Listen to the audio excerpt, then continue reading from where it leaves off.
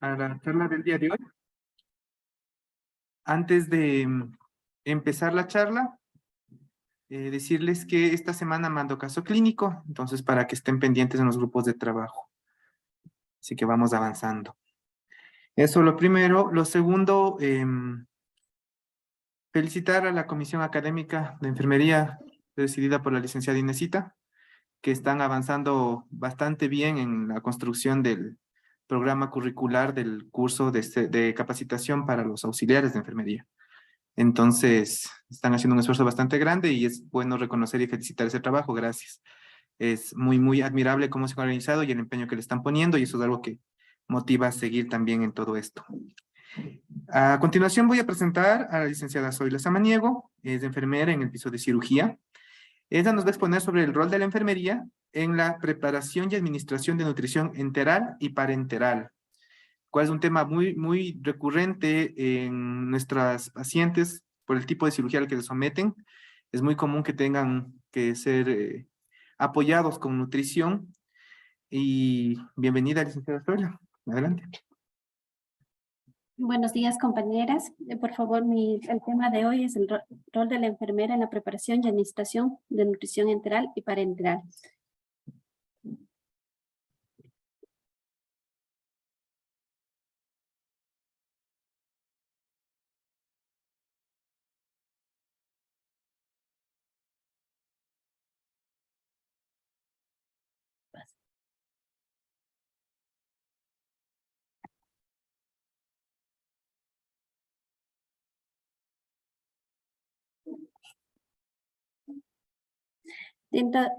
Como principal objetivo, tenemos que, como objetivo,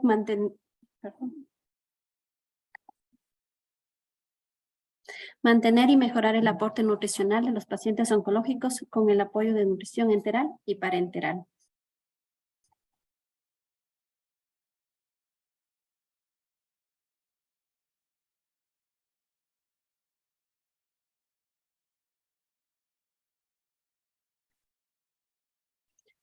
Como introducción breve, tenía que colocar algo de importancia al saber el por qué estamos haciendo nuestro trabajo.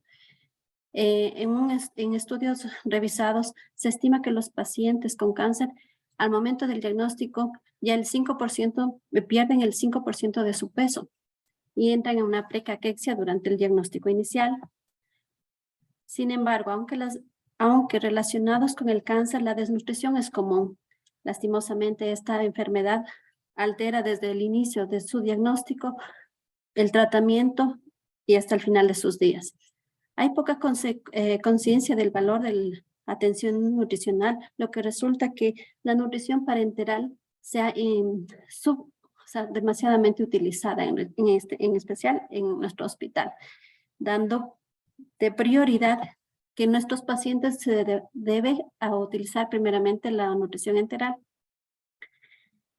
Por lo que la quimioterapia, la cirugía, la terapia adyuvante y los pasos de cuidados paliativos también se han asociado a la pérdida de peso adicional. En general, la prevalencia varía desde el 40% en el cáncer al diagnóstico y del 70 al 80% en fase avanzada de la enfermedad. La prevalencia, he tratado de identificar los pacientes que son más afectados en nuestro hospital para tratar de informar y compartir la manera y el manejo de cada paciente. Así es que la prevalencia de 83-85% en cáncer pancreático y gástrico es el primordial, por lo que luego sigue con el 54-60% en cáncer de pulmón, próstata y colon. Todos estos de prioridad, el cáncer gástrico y pancreático, llegan a una desnutrición grave. El 32 y el 48% en cáncer de mama, sarcoma, linfomas y leucemias. La fisiopatología incluye una serie de complejos mecanismos metabólicos que están directamente relacionados con la interacción tumor-huésped.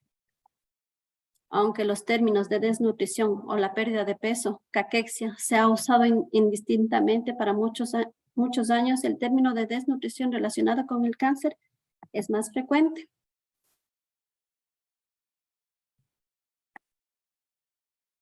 Se cree que es más apropiado para los pacientes con cáncer porque la caquexia sugiere que el paciente está en la etapa terminal del cáncer, dado que por la pobre ingesta de nutrientes y de las alteraciones metabólicas que subyacen. El soporte nutricional estándar optimizado solo puede prevenir un mayor deterioro. Muchos estudios también han demostrado que la desnutrición relacionada con el cáncer está asociada con más frecuencia, son más frecuentes y graves, como les acabé de señalar. Aumenta el mal estado nutricional en pacientes oncológicos.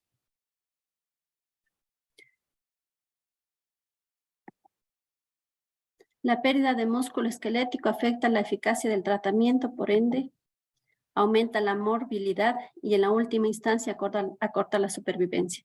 Los datos de 4 estudios muestran que el 23% de los pacientes con cáncer avanzado mueren como resultado de una desnutrición progresiva, más que como el mismo resultado del tumor. Incrementa la estancia hospitalaria y por ende incrementa las tasas de ingreso y las complicaciones intrahospitalarias, aumentando los costos de atención médica y reduciendo el bienestar del paciente. La anorexia relacionada con la quimioterapia, las náuseas, los vómitos, se deben prever y proporcionar diferentes tratamientos antes de la administración. La desnutrición y la pérdida de peso también aumenta el riesgo de la toxicidad limitante de las dosis de quimioterapias dirigidas a terapias de inmunoterapias, reduciendo la capacidad para tolerar y completar los tratamientos de nuestros pacientes. ¿Qué es la nutrición enteral? La nutrición enteral se define como la administración de una solución de nutrientes por vía oral o mediante dispositivos, sondas nasogástricas, nutritubos, con la única intención de contribuir al aprovisionamiento de los requerimientos totales o parciales del individuo. Las guías clínicas recomiendan que la nutrición enteral es de primera opción, sumado a la nutrición parenteral, y estas dos cumplir con las necesidades energéticas, proteicas del paciente oncológico, obviamente tomando como prioridad la nutrición enteral.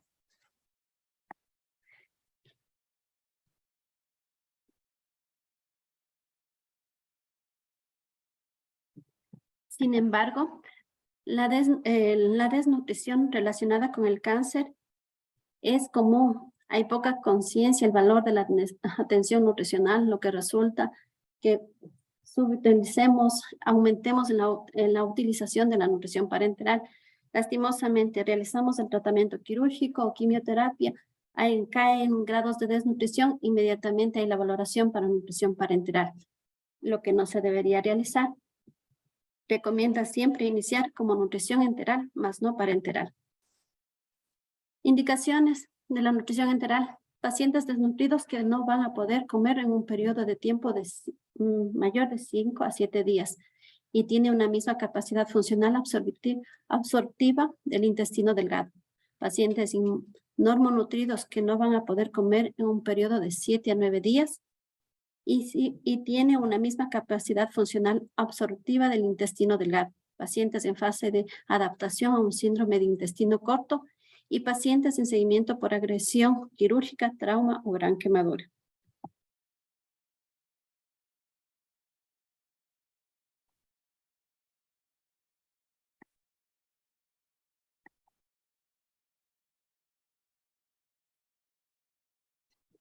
He tratado de establecer un cuadro para seguir las maneras que se debe manejar a un paciente, siendo esto en su etapa y su evolución de la enfermedad, tomando en consideración que la nutrición enteral, como primer paso, esta se deberá hacer a largo plazo. Señalan que se debe administrar a través de una gastrectomía y ionostomía. A corto plazo tenemos las sondas nasogástricas, nasoduodenales y nasoyeyunonales. En este momento vamos a valorar todo lo que es nutrición enteral. Inmediatamente, si es normal, vamos a seguir avanzando con nutrientes intactos. Cuando la función gástrica es alterada, vamos a tener fórmulas definidas. Al momento que estos dos pasos se encuentran y encontramos una inadecuada suplementación vamos a encontrar una adecuada disfunción, vamos a tratar de complementar con la que es nutrición parenteral. Cabe recalcar que al momento, después de haber fallido en todas las instancias del diagnóstico y tratamiento del paciente, como prioridad la nutrición enteral, si no funciona, y para evitar la desnutrición en nuestros pacientes, seguiremos con la nutrición parenteral. Fórmulas de nutrición enteral. Las fórmulas enterales son preparados constituidos por mezclas definidas de macro y micronutrientes, nutricionalmente completas e incompletas. Cuando la administración de las cantidades recomendadas se pueden utilizar como una única fuente nutricional y no como un suplemento en la ingesta normal del paciente. Las incompletas son por su composición, solo pueden ser usadas por suplemento y no como una fuente de nutrición. En el mercado encontramos un sinnúmero. En estas van a establecer el tipo de paciente, la patología y la necesidad si este paciente es diabético o no.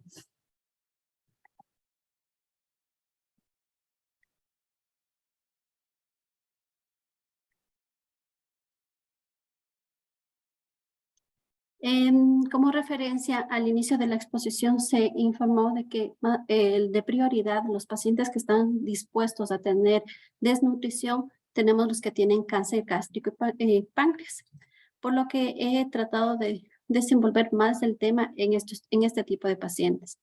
Se observa en un cáncer gástrico, como mencioné al inicio de la exposición, se observa una pérdida de peso del 15% en los pacientes solo al dar el diagnóstico al paciente. La condición puede ser la condición puede ser agregada por la obstrucción mecánica del tubo digestivo, por tumores o síndrome de anorexia o caquexia. El soporte nutricional en la gastrectomía. Esta declaración de consenso sobre el apoyo nutricional para los pacientes con cáncer gástrico tienen dos secciones marcadas, en las que diremos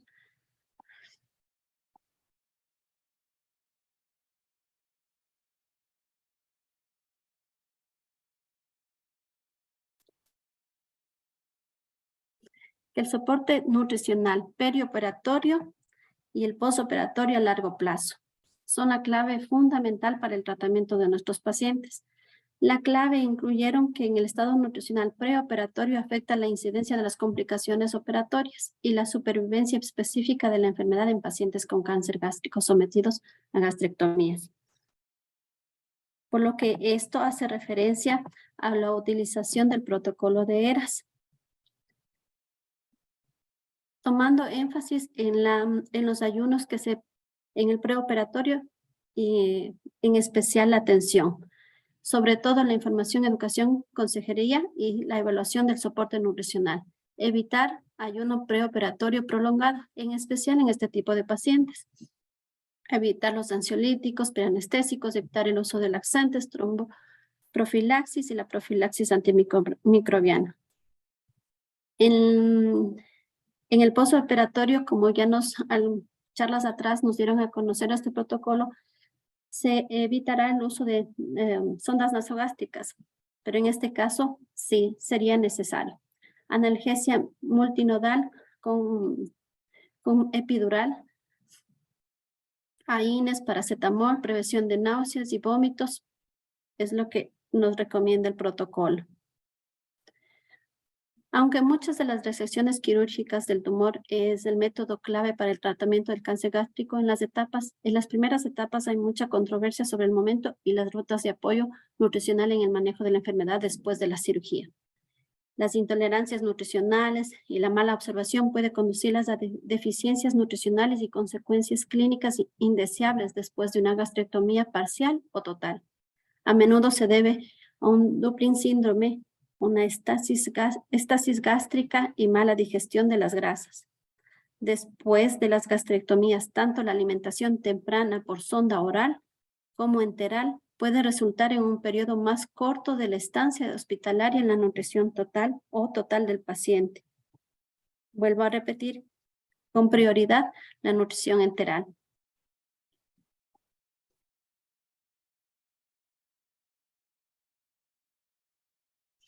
En comparación con la alimentación oral tardía, la alimentación oral temprana puede reducir la estancia hospitalaria en pacientes con cáncer gástrico.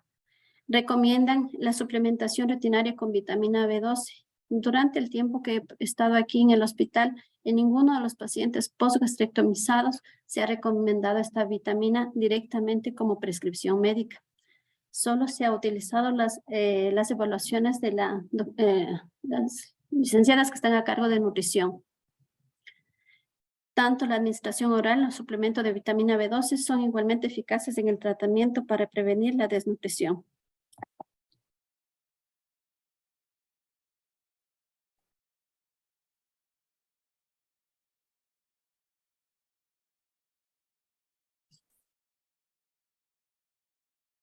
Después del tratamiento quirúrgico, los tumores del intestino delgado reanudan entre 6 a 12 horas después de la cirugía. Su funcionamiento ya es adecuada para iniciar la nutrición enteral, lo que indica que la nutrición podría iniciarse en ese momento, lo que podría reducir significativamente las complicaciones postoperatorias y de esta manera acortar la estancia de nuestros pacientes. La nutrición enteral se puede clasificar en alimentación oral y alimentación por sonda. Un estudio retrospectivo demostraron que la alimentación por sonda nasoyeyunal es la más segura y bien tolerada, ya que la alimentación por sonda nasogástrica tiene un alto riesgo de aspiración, por lo que recomiendan en esta en especial.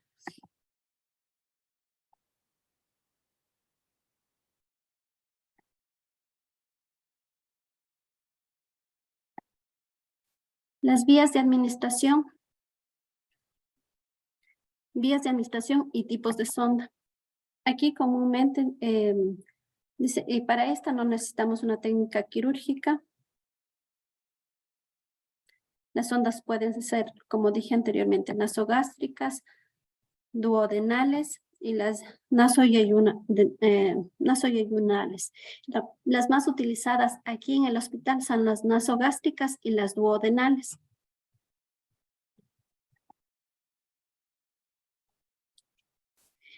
Vamos a tener el tipo de sondas por tratamiento quirúrgico. Dos grandes grupos como son las gastrostomías y las yeyunostomías. Estas requieren un procedimiento quirúrgico, por lo cual las gastrostomías consisten en la inserción de un tubo mediante un túnel seroso a nivel de la pared anterogástrica. Se realiza con la técnica quirúrgica, es adecuada para la alimentación de largo plazo. Las contraindicaciones. La primera, siempre la más común, la sepsis o infección de la pared abdominal. Las gastrectomías totales, las fístulas digestivas altas, la obesidad mórbida, la citis masiva, las alteraciones en los tiempos de coagulación como contraindicaciones para este procedimiento. Luego tenemos lo que es las yeyunostomías.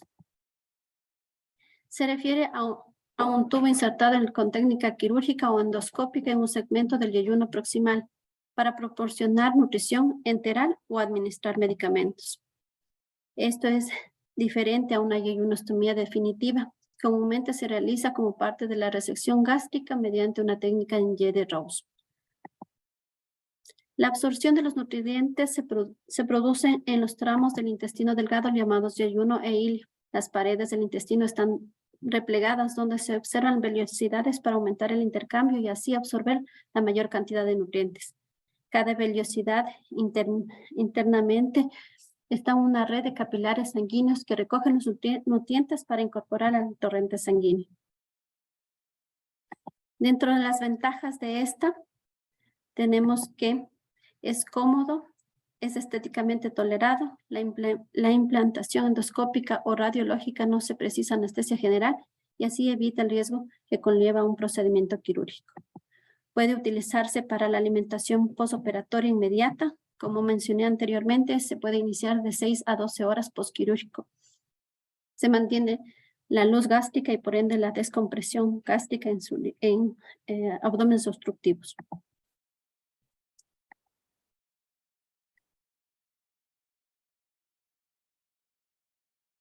Dentro de las desventajas de esta tenemos que está contraindicada en obstrucción intestinal completa, ascitis masiva, la obstrucción esofágica.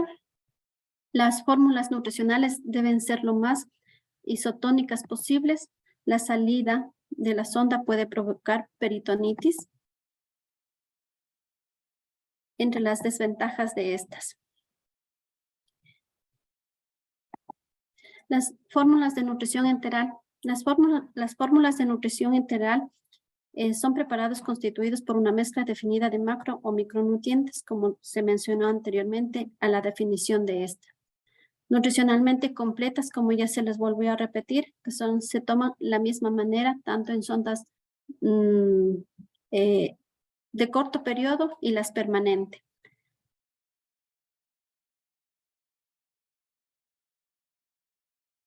Las ventajas de la nutrición enteral son más fisiológicas, fácil de preparar y administrar, disminuyendo el tiempo del personal para su preparación.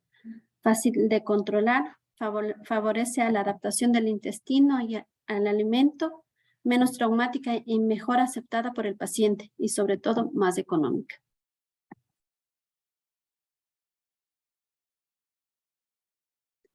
Las características de la sonda. Al momento que nosotros tenemos pacientes, vemos las características y las formas de administración de cada una. Por lo general, el material suele ser fabricado en silicona o poliuretano. Los que no, al momento de doblar, no se van a quedar colapsadas, sino son manejables. Los calibres o grosores oscilan desde 10 a 24 French. Las más utilizadas aquí en el hospital son las de 12 y 14 French. La longitud, esta es variable, pero a la vez implantada debe sobresalir unos 20 centímetros. El orificio de salida es único. Tenemos algunas fotografías de las sondas que nosotros tenemos aquí en el hospital. Muchas veces hemos visto las sondas Foley que se utilizan como sondas de alimentación, pero las adecuadas tenemos acá a un lado. ¿Sí? No sé si pueden ver las de color azul.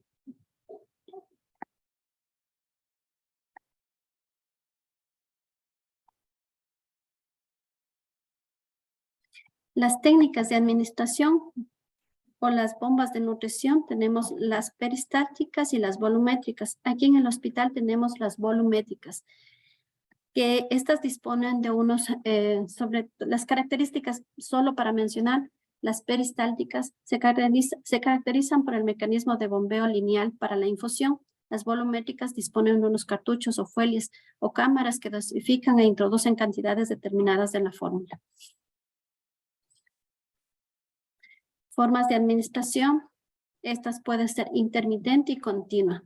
Por lo general, nosotros iniciamos con las continuas y luego las intermitentes. Estas van a depender según la patología, la tolerancia y la vía de acceso de cada paciente.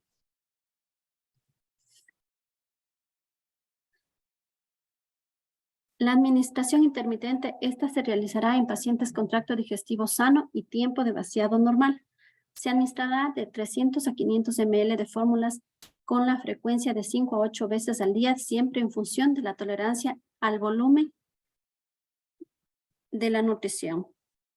Vamos aquí a valorar siempre la distensión abdominal, la presencia de náuseas, dolor, cualquier manifestación clínica que el paciente refiera durante la administración de la nutrición y por ende comunicar inmediatamente al médico o a la nutricionista para que ésta ya no realice la siguiente preparación. Dice, estas administraciones pueden ser a través, como ya le dije hace un instante, a través de la jeringuilla, por gravedad o por bomba. Al iniciar nuestra nutrición, nuestros pacientes siempre se realizará primero por infusión, ¿no? La administración continua es la administración de la fórmula por goteo continuo durante 24 horas o también se la puede infundir de 12 a 16 horas. Comúnmente este tipo de administración encontramos en los pacientes de cuidados intensivos, pacientes sépticos que han iniciado una nutrición enteral. Este tipo de nutrición encontramos en este tipo de pacientes. Siempre dependerá la necesidad de cada paciente. Esta técnica es recomendada cuando el proceso de la digestión se asocia y absorción están alterados. Cuando las sondas están colocadas en el duodeno y yeyuno,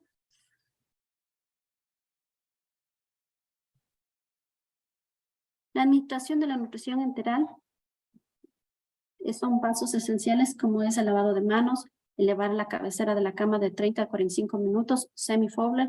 La alimentación es continua, debe mantener al paciente, si la alimentación es continua, el paciente debe mantenerse en posición semi-Fowler o elevada la cama 30 a 45 centímetros. Nuevamente, lavarnos las manos. Comprobación del residuo gástrico se realizará antes de cada toma. Se aspirará el contenido y si el volumen aspirado es superior a 50 ml, lo reinyectamos, esperamos 1 hora antes de la administración para la nueva toma.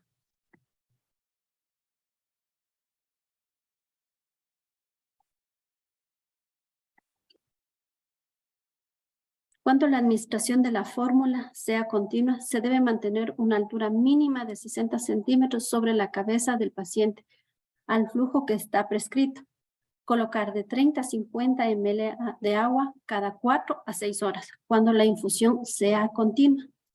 Colocar de 40 ml, que esta se dividirá 20 ml antes de la primera toma cuando este es intermitente y posterior al término de la nutrición, los otros 20. Siempre tomando en cuenta que este procedimiento de los 40 ml se realizará en nutrición intermitente.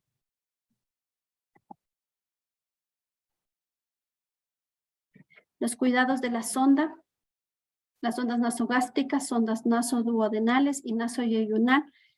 Mantener la cabecera incorporada a sí misma de 30 a 40 por el riesgo de reflujo y aspiración. La jeringuilla de lavado y la administración de medicamentos, mantenerla siempre lavada en su envoltorio. Su cambio se realizará cada 24 horas. Al realizar el aseo del paciente, se colocará en pausa la perfusión, volviendo a la perfusión cuando el paciente vuelva a incorporar la posición de la cabecera.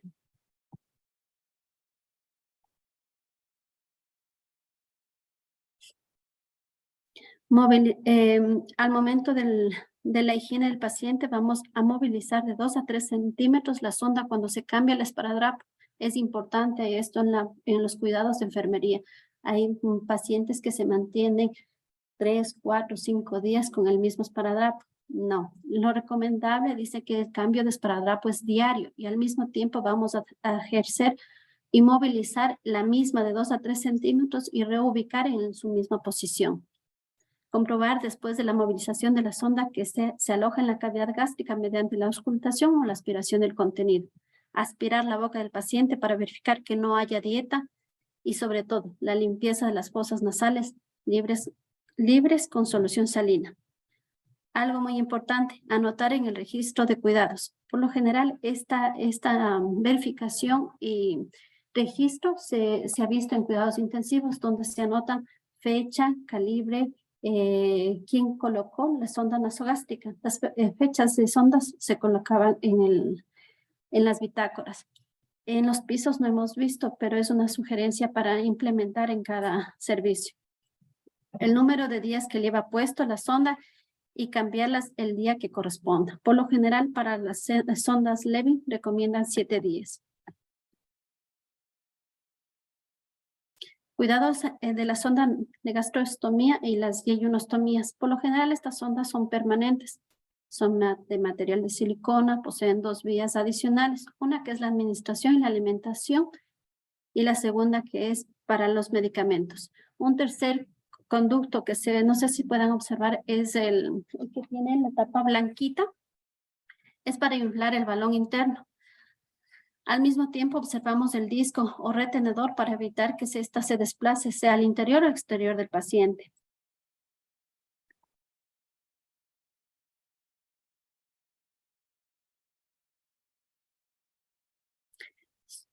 Todo procedimiento se debe realizar lavado de manos. Después de cada administración de alimentos, esta se debe lavar con agua fría, no agua caliente, pues las sondas estas se deterioran y cambian de color. Muchas veces hemos visto un tono oscuro o café. Se lavará, como ya le dije, el procedimiento anterior de 40 ml de agua, 20 antes y 20 después lentamente. Con los 20 antes del inicio de nutrición se comprobará la permeabilidad de la sonda y después se lavará con los 20 restantes. La curación se realizará 2 veces al día. Al momento de la ducha, se educará desde ya al momento que el paciente tiene la sonda de gastrostomía o yeyunostomía, que eso le pertenece a él y el cuidado debe iniciar desde aquí. La educación en el hospital para que no tengamos futuras complicaciones como infección de sitio de inserción de sondas. Al momento de la ducha se educará y verificará que el paciente se realice el lavado del sitio de inserción de la sonda con agua y jabón. Posteriormente, al momento que ya termine su higiene, se colocará una sonda humedecida y se realizarán movimientos en sentidos de manecillas del reloj para limpiar. Y con una gasa seca se realizará el mismo procedimiento. Al administrar el suplemento por bolos, se colocará 30 ml y se esperará 5 minutos. De esta manera se evitará las náuseas y la distensión abdominal. Para administrar los medicamentos, tener precaución que sean compatibles y que se tenga una presentación que puedan ser disueltos. Muchas veces nos hemos visto que en las prescripciones nos colocan omeprazol por sonda gastrostomía o por yeyunos, cosa que no se puede realizar. Sin embargo, hay que tener precaución y comunicar al médico de esta novedad. La nutrición parenteral, ya que hemos visto que los pacientes no hayan tolerado bien nuestra nutrición enteral, lastimosamente tenemos que incurrir a la parenteral. Como definición es la administración de nutrientes básicos a través de vías endovenosas, vías centrales como proteínas, grasas, carbohidratos, vitaminas, oligoelementos y minerales, las mismas que proporcionan energía. La nutrición parenteral como modalidad de soporte nutricional específica en los pacientes oncológicos está indicado principalmente cuando no es posible el uso del tubo digestivo o la alimentación oral. Vuelvo a presentarles el mismo cuadro, ahora tomando en consideración la nutrición parenteral. Esta puede ser a largo plazo o corto plazo. Corto plazo, nutrición, se inicia con nutrición parenteral, se sigue con nutrición periférica, esto sí, disminuyendo la osmolaridad de los carbohidratos. Si se normaliza es la función gastrointestinal, inmediatamente regresa la función gástrica, iniciando nuevamente la nutrición enteral. Caso contrario, si vamos con pacientes de largo plazo con restricción hídrica, no haya una buena tolerancia, seguimos con nutrición central, no hay tolerancia, regresamos nuevamente a la nutrición parenteral.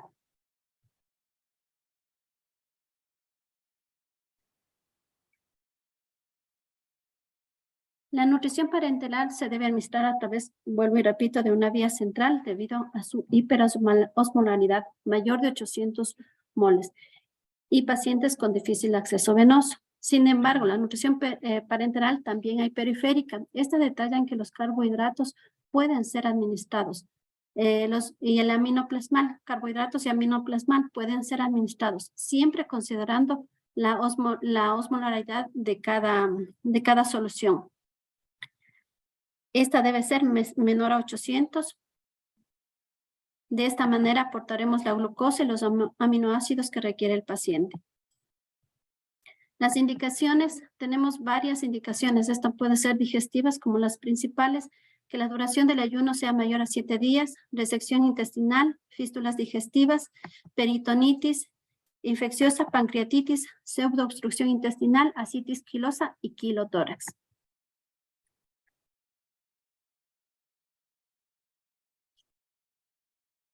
La mala absorción intestinal. Vamos, como indicación de la nutrición parenteral está el síndrome de intestino corto, enfermedad inflamatoria intestinal, fístulas digestivas, algunas inmunodeficiencias y enteritis por radiación.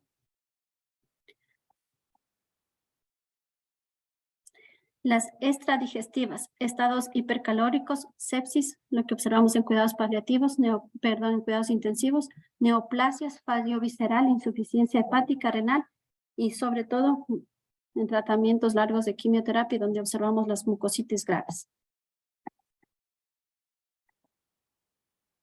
Las contraindicaciones en desequilibrio hidroelectrolítico, cáncer en fase terminal, encefalopatías hepáticas, insuficiencia renal e insuficiencia cardíaca.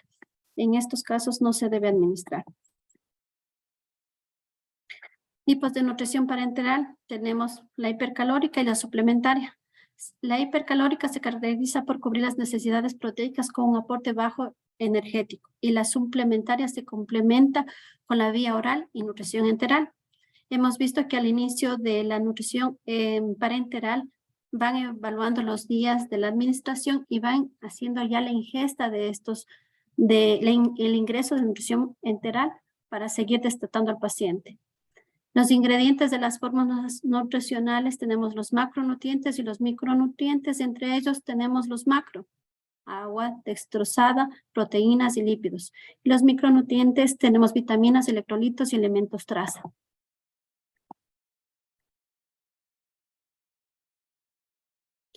La estabilidad. Quisiera más que nada teníamos un poco de inquietud en la elaboración. Nosotros como enfermería hemos venido preparando la nutrición parenteral por varios años, donde hemos tratado de verificar y administrar la preparación y la administración sea correcta.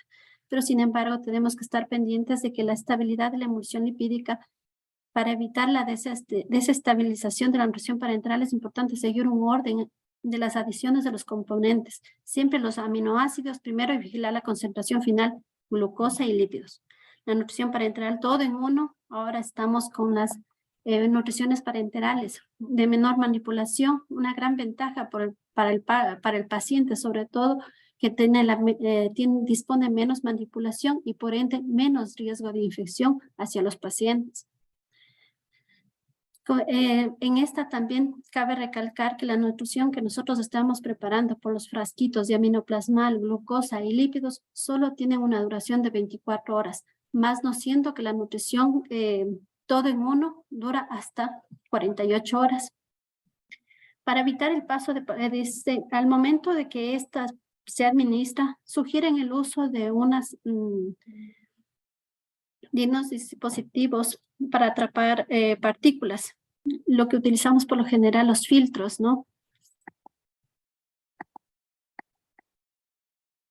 Las concentraciones de los aminoplasmales,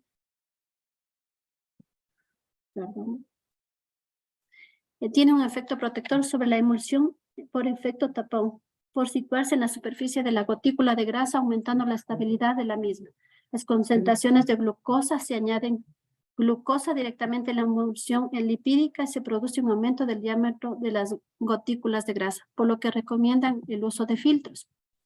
La concentración de los electrolitos. Aquí tenía, como al inicio de la exposición o al inicio que me entregaron el tema, me acerqué donde el doctor y dije, lastimosamente muchos de nosotros estamos guiadas por la eminencia, por criterios de la eminencia. Esa frase nunca se me olvidó. Pues sí, doctor, lastimosamente muchos de nosotros nos desenvolvíamos de esa manera. Por lo que es necesario la discrepancia de la administración de electrolitos incluyéndola en la bolsa de nutrición parenteral. Teníamos la inquietud de que al momento que se administra gluconato de calcio, sulfato de magnesio, estos dos interactúan. Los dos no pueden ser colocados en la misma solución. Sin embargo, al momento de, no por parte médica, sino bioquímica, hay un documento donde dice que si la administración o la preparación de nutrición parenteral se coloca en los, por ejemplo, glucosa, aminoácidos, electrolitos, glucosa y lípidos, estos realizan una reacción química donde favorece que la célula sea más, se abra y el resto de sulfato de magnesio y vitaminas sean mejor absorbidas. Pero siempre y cuando teniendo esta valoración de un bioquímico. La temperatura extrema puede disminuir la estabilidad. Casi todos los estudios de estabilidad de nutrición parenteral, todo en uno, están hechos y diseñadas para pacientes adultos. Las de nutrición parenteral pediátrica tienen una característica distinta que se confiere a una menor estabilidad.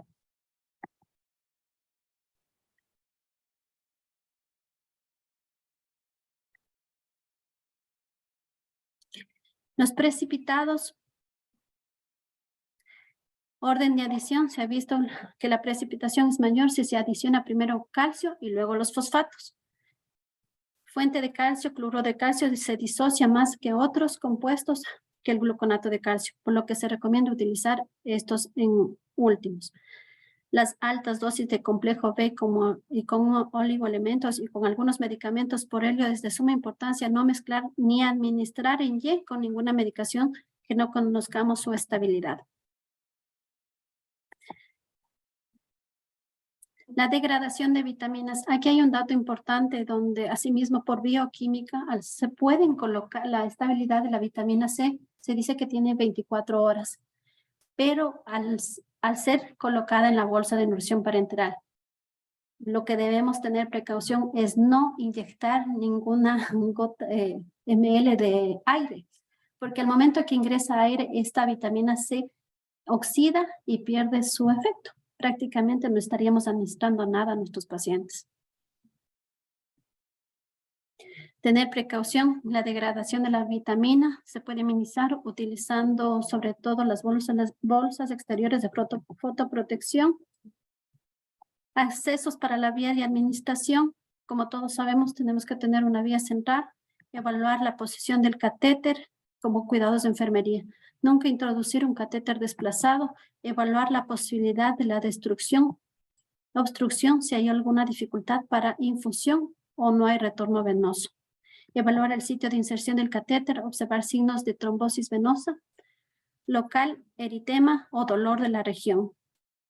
En la diapositiva también encontramos el dibujo. Nosotros desde que trabajo aquí, como protocolo tenemos la administración a través del lumen blanco.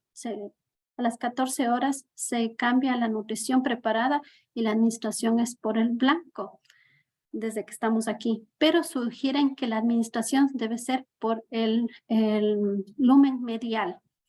Todos estos tienen un grosor de 18, pero recomiendan ya que el distal es recomendado para la medición de las PVC y el blanco para administración medicamentosa. Tomar como referencia eso. La elaboración de las mezclas es lo que, no sé si todas, creo que la mayoría somos antigüitas y no vamos a acordarnos de los dichosos soportes. Nosotros al momento que ingresamos aquí en la institución preparábamos los soportes y la desinfección de esto era muy importante. El gran boom de la modernidad nos llegó la campana de flujo laminar y lo que todos esperamos es llegar a esto. Que por cierto va a ser un spoiler. Dijeron que el personal de enfermería ya no vamos a estar a cargo de esto. Un dato muy curioso que deberíamos tratar de investigar y más que nada como inquietud es cuántas nutriciones parenterales nosotros preparamos a la instalación de la campana de flujo laminar. He observado, nosotros teníamos un cuaderno donde registrábamos la cantidad y los servicios, lastimosamente no se puede evaluar o verificar con seguridad los servicios que teníamos subíamos a preparar en la campana tricameral. Partimos desde el 2017 con 131 preparaciones del primero, segundo, tercer piso y cuidados intensivos. Lastimosamente no se verifica porque no tenemos esos datos. En el 2018 tenemos de 168, el 2019 133, 2020 170 y en el 2021 no sé qué pasó, 640. 2022 554 y en el 2023 hasta ahora tenemos 86. Identificar o determinar que hayamos tenido infecciones por preparación de nutrición parenteral, no se identifica, no tenemos casos, no tenemos información.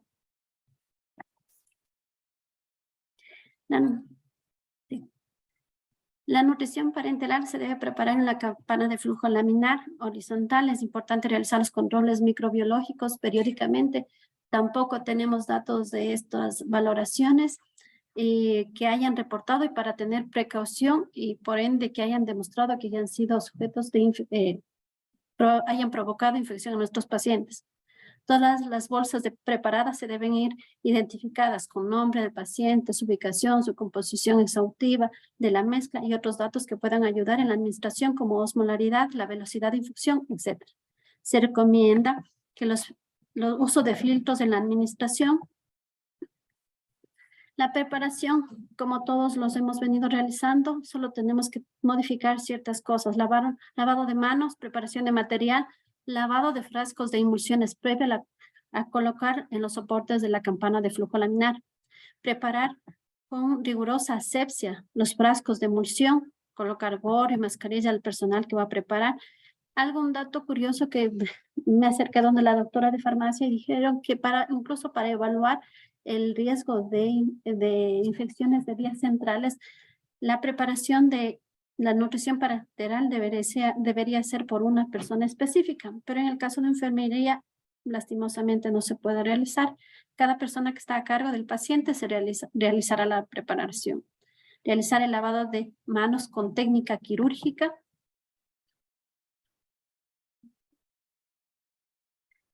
La colocación de campos estériles en la campana para evitar la desestabilización de la nutrición parenteral, seguir un orden de la adición, como se mencionó anteriormente, aminoácidos, glucosa y lípidos. Asegurar la bolsa de los dispositivos estériles y colocar el equipo de infusión. Envolver la bolsa en el campo estéril para ser transportada a la unidad del paciente y colocar en refrigeración hasta la hora de administración.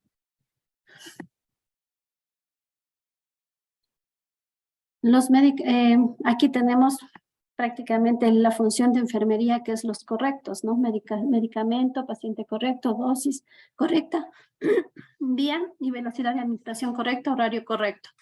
Se ha dispuesto que en el hospital el cambio, al menos en el piso, se realiza a las 14 horas.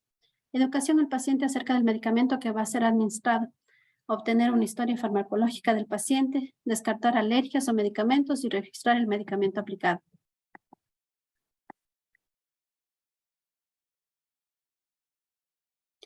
Informar al paciente e instruir acerca del medicamento que está recibiendo, estar enterados de los posibles eventos adversos, informar al paciente el procedimiento, desinfectar el lumen. Aquí es una parte fundamental.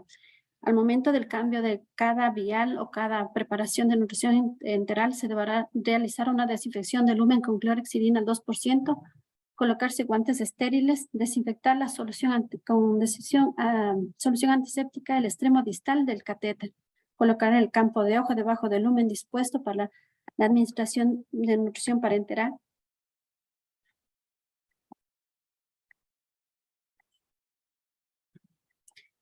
Antes de conectar la alimentación, comprobar el estado del catéter central, conectar el sistema del catéter y programar el ritmo de perfusión de la alimentación según la prescripción médica.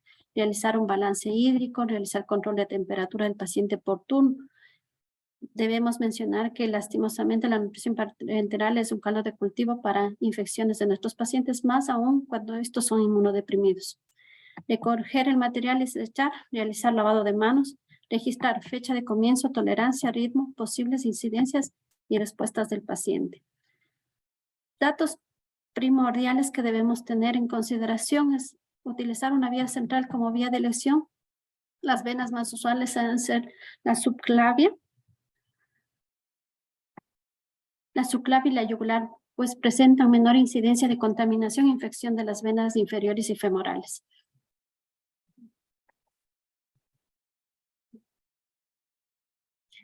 No administrar fármacos hemoderivados o sueros por la misma vía de nutrición parenteral. Utilizar la luz del catéter solo para nutrición parenteral total, no utilizar para administrar hemoderivados, ¿no? Controlar el peso del paciente y glicemias. Perdón, una falta de percaté. Evitar la manipulación del sistema, administrar la nutrición siempre en bomba de perfusión.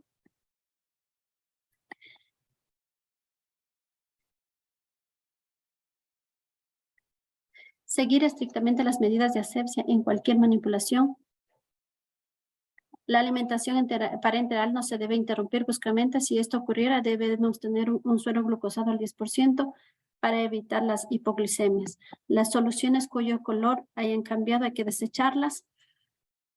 Y sobre todo se recomienda el uso de apósitos adhesivos estériles o Tegader, que ahora tenemos con clorhexidina transparentes, ya que permiten observar el lugar del sitio del catéter sin manipulación. La curación de esta se realizará al 7º día y PRN. Al mismo tiempo se evaluará el cambio de los dispositivos, los catéteres de vías centrales a los 15 días, cambiar el equipo de infusión de nutrición parenteral total cada 24 horas si esta es preparada, ¿no? No es la unidosis. Realizar controles de laboratorio como recolección de orina para 24 horas para así valorar el nitrógeno y valorar el incremento o la disminución de nutrición parenteral en nuestros pacientes. Esto es todo. Espero que lo que les he compartido sea de utilidad para ustedes. Gracias. Gracias, licenciada Zoila. ¿Alguna pregunta, por favor? Aquí en el auditorio, en el Zoom, ¿alguna pregunta tal vez?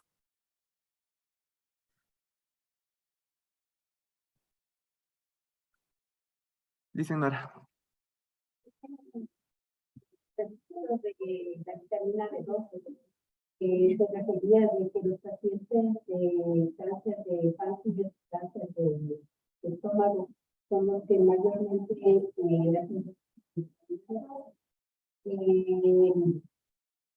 ¿cómo sería la alimentación si el paciente va a ser hospitalizado? Bueno, que la absorción de la vitamina B12 se hace junto con las proteínas en el estómago, se absorbe ya, cuando son gastrectomías, la vitamina B12 se absorbe en las vellosidades del intestino delgado. Por eso decían de las yeyunostomías. Eso es lo que dice la bibliografía. La absorción de esta ayuda a que los nutrientes y las proteínas se absorben mejor a la administración de complejo vitamina B12. Esta ayuda a asimilar a...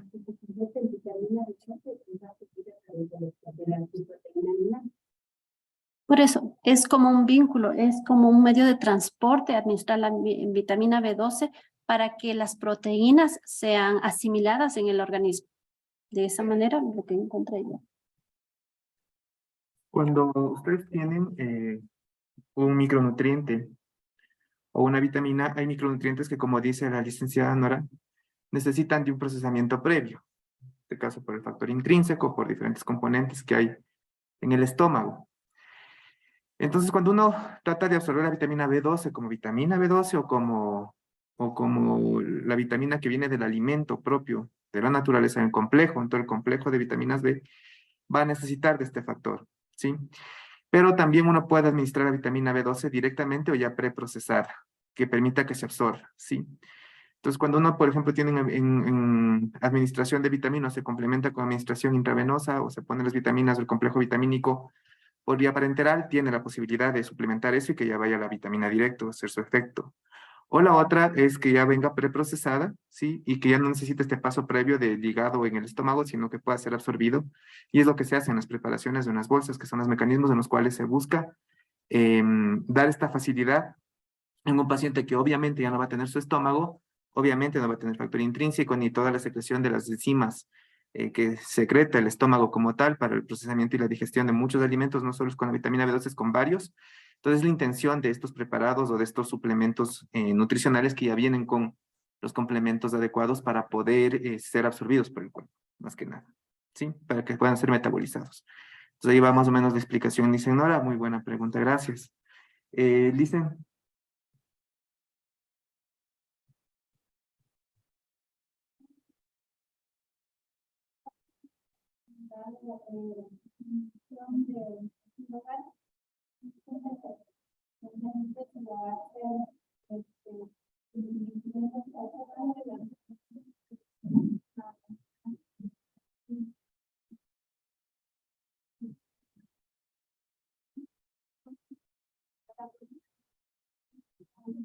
Pero cuando no están gastrectomizados.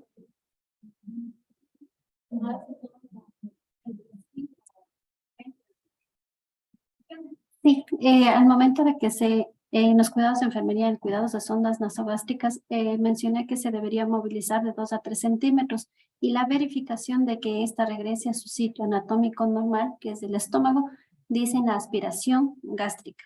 Es más para comprobación de la ubicación de la sonda y poder seguir alimentando o colocando nutrición enteral.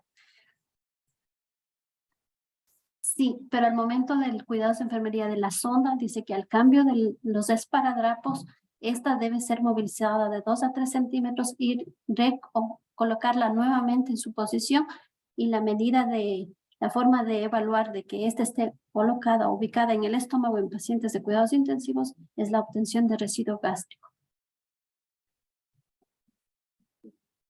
Gracias, dicen. Qué bonito debate, ven, así con evidencia. Da gusto escucharles.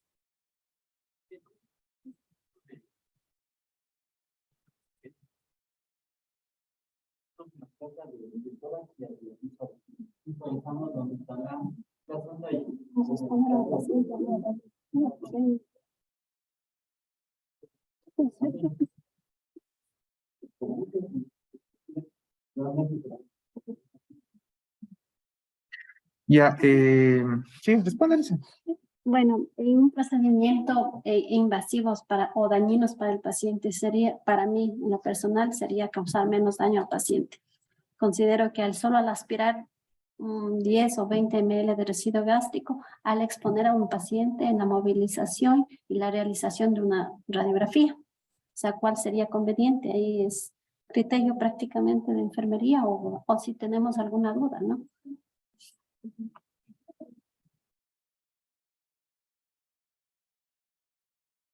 Sí.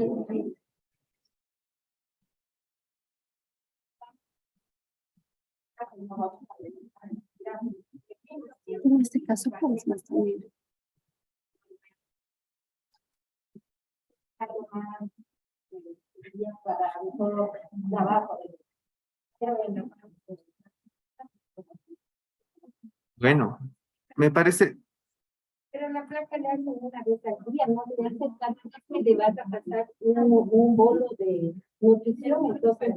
de todas maneras, la exposición a radiación de una vez al día una placa es importante. Entonces, este tipo de dudas que ustedes están ya discutiendo, diciendo, sí, yo voto por la ADRI, yo voto por el ICEN, yo voto por la Licenzoila, no es cuestión de votar o de lo que a mí me parece más chévere que diga, es cuestión de evidencia. Entonces, por ejemplo, por ahí va a ir el caso clínico de la siguiente semana. Entonces van a tener para buscar una linda evidencia y salimos de esta divergencia y podemos encontrar un punto de lo que la mejor evidencia disponible nos diga de lo que se debe hacer y podemos de esa manera reevaluar nuestras conductas, ver qué está mejor, porque nosotros no tenemos la palabra final para esto. Esto es algo que se debe resolver con evidencia y ahí viene la necesidad de que busquen ustedes las guías. Entonces por ahí va enfocado el caso, me han dado el caso necesario como para poder mandarles a estudiar, así que va a estar bien bonito y espero que haya una búsqueda de evidencia adecuada. ¿Ok? ¿Alguna otra pregunta que haya, acotación? Dice Lupita.